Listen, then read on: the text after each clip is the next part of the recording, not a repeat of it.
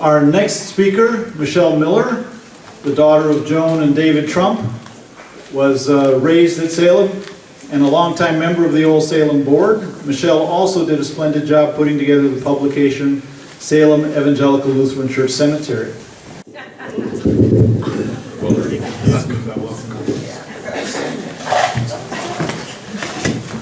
All right, so we'll pick up where we left off.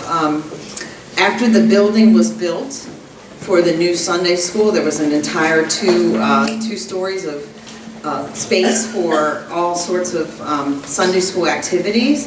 I joined Salem as a child over a decade after 1958, when the new education building was added. I spent my early years in the nursery and then in various classrooms for Sunday school.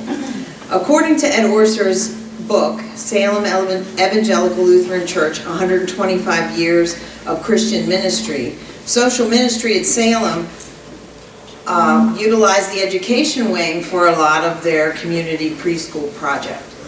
My mom, Joan Trump, was involved in that project, and she was one of the helpers in the program.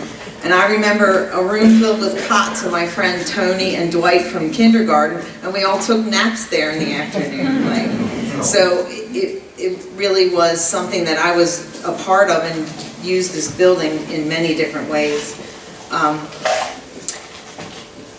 The program later became a Head Start for all kids in Catonsville, and they used that building for quite some time for different projects like that.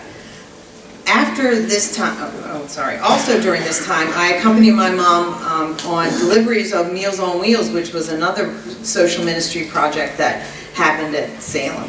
And we would meet older folks who needed some delivery of meals, and they were always happy to see us, and I used to bring the food to them. Later I attended confirmation class in the upstairs classroom, and then after that youth group in the same building. In 1976, it brought a renewed interest to the history of Old Salem and the history of Salem, and I was part of that as well. So we all went over and we did tombstone rubbings, and we explored the inside of the church, which hadn't been open for almost 70 years. And we found bat skeletons in the belfry. And it was just, I guess, the beginning of the reason why I wanted to do that cemetery book, because it was something that our history is there, and some of the tombstones were starting to wear away, so I took photographs of them before I did the book so that we would have as much information about who's buried there as possible.